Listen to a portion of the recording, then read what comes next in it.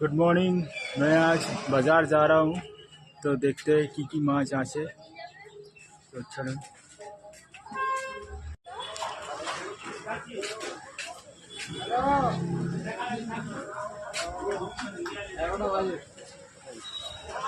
Hello দাদা।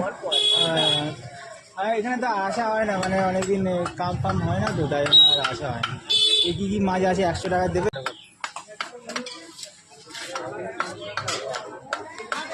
আর কোনো মাছ নেই? না, কালকে পাবে। সকালে ছিল না, আজকে মাল গোটা পেয়ে যাবে, এখন কাটা যাবে না।